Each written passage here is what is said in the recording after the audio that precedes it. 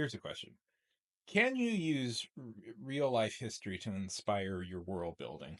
And my thought is, I don't know if it's possible not to. So, this is an opinion I've gotten in trouble before a lot. I've gotten in trouble for a lot. Some people get very mad at me, and I guess I'm courting that again by talking about it. But before we go on, I just want it to be known. If you think I'm implicitly criticizing your work, that's impossible. I've never read it. How could I? I don't know you. Here's the thing. I am quite passionate about history, and I do read a lot of it. At some point, I even had aspirations to be a history YouTuber, and there's a part of me that still really wants to do it, but I'm very committed now to doing proper research into some subjects, and that's taking more time than I thought it would. But I'm writing a fantasy story. And lately, I have been trying very hard to not make any country or anything analogous to one other country. And I'm finding it nearly impossible to do that. And I see a lot of people saying, well, I don't want to take real life inspiration. I have no connection to the real world in my world. And I'm like, the problem with that is I just don't think it's possible for humans to actually do that. Throwing this out there, do you know how much stuff that we take for granted has been invented by humans as a concept? Nations are a thing that's been invented by humans. We did not perceive of ourselves as being members of nations till relatively recently in human history.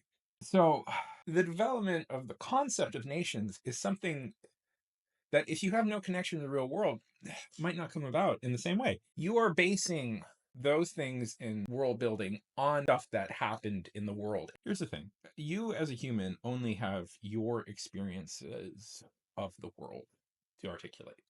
You don't know what it's like to not be human. I'm just going to throw it out there. You're not going to be able to gauge that as a human being.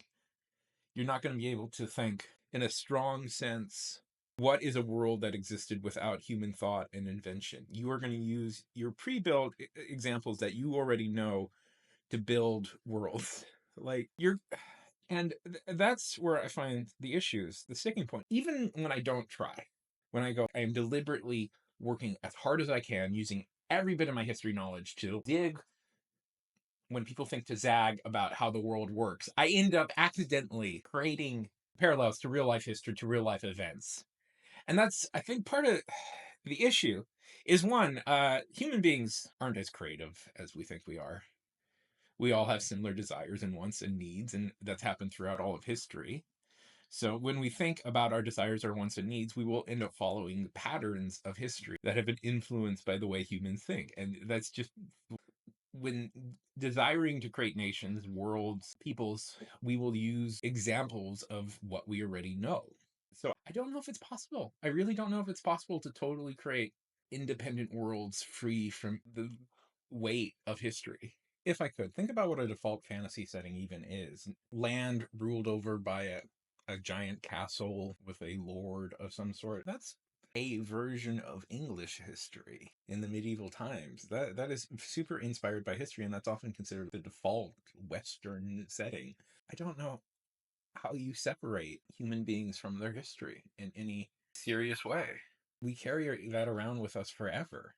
You can only judge anything from the experiences you've already had. You can never be totally free of your life and the life that influenced you. I mean, I'm sure there's plenty of examples that you very smart people in internet land know. But also, I'm sure if you look at any of those examples and trace it back even a little bit, you'll be like, oh, wait a minute. No, this has connections to that. So I look forward to people screaming at me and telling me how wrong I am on this, how I don't know anything. That'll be fun.